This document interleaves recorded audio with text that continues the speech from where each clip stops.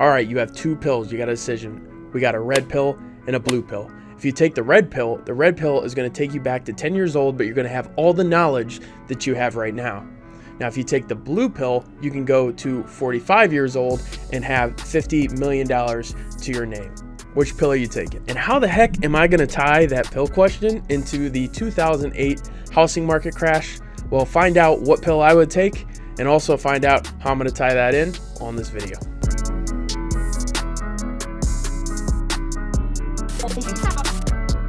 So you might be asking yourself, what pill would I take? I'd definitely take the red pill. If I could go back to 10 years old and have all the knowledge that I have now, that would be amazing. And I think I'd get much further than $50 million than if I went to age 45 to where I'd have $50 million. We cannot make up time, but we can make up money.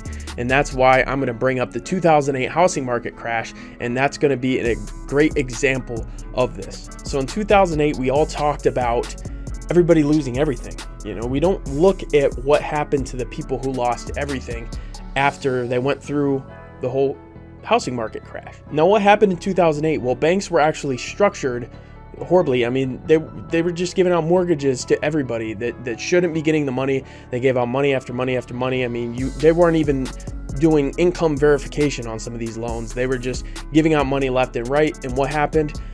Everything collapsed. They had to recall all those loans, and everybody who had, you know, those loans, even if they were paying, they called them, and a lot of people lost absolutely everything. And while a lot of people completely got out of real estate and said it's dangerous, they lost everything, they think it's awful, there's a lot of fear. And whenever there is fear, and this is with the stock market, the real estate market, and really everything, whenever there's fear, there is opportunity. Life moves pretty fast. You don't stop and look around once in a while, you could miss it. So I listened to a few different interviews of people during this time, and they were saying that during the 2008 housing market crash, people who were living in foreign countries saw a tremendous amount of opportunity in the United States. Those houses that were worth $100,000 now are worth $25,000, but guess what?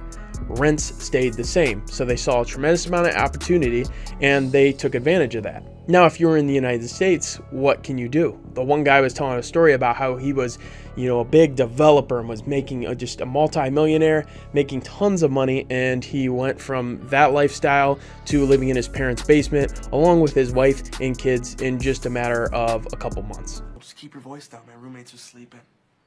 You mean your parents? Yeah, same thing.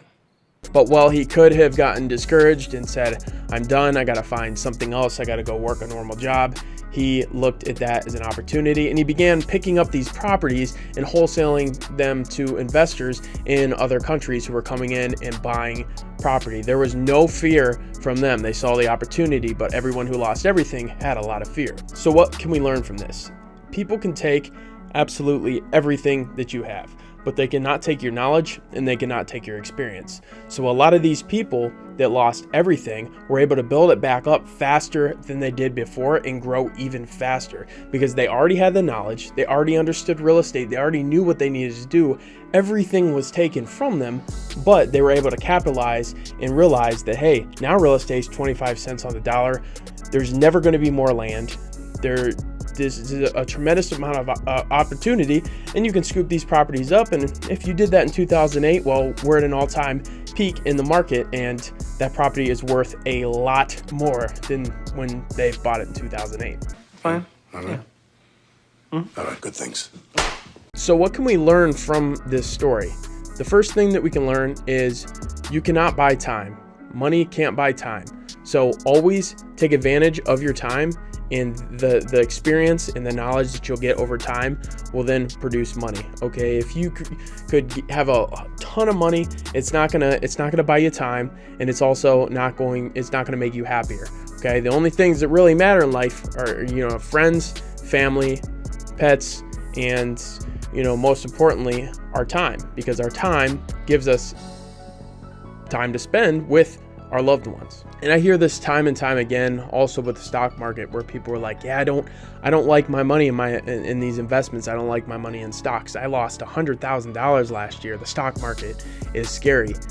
No, look at that as opportunity, okay? And you can always critique your investments to whatever point in your life you're in. And later on, yes, you shouldn't have your money in very volatile areas, but also whenever your money's down or things are going bad, there is opportunity and you can capitalize from that. You just have to realize it. So as a society, I think we're very negative some of the time, and we'll look at these bad events and just think that people just got completely wrecked, and some people gave up. But never give up on what you're doing, and always use your knowledge and your experience as leverage, because it can take you even further than you were ahead before, even if you end up losing everything.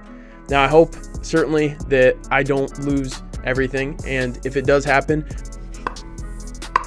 that's okay, because people can take all of your assets and you can be back to square one, but they can't just take away, it doesn't mean you're going to lose, your family. It doesn't mean you're going to lose your friends, pets, and the people you truly care about. So stay true to your values and always look at every single event as an opportunity, not in a negative light, always a positive light in how you can capitalize. But thank you so much for watching. You like how I tied in that pill question to the 2008 housing market crash? I'll get a little tactical there, but hope you enjoyed the video. Make sure to smash that like button, subscribe button, and that way you don't miss any videos on finance. We got stocks, we got crypto, we got real estate, investing, making money, all that and much more. Until next time, Evan Dodze signing out. Peace.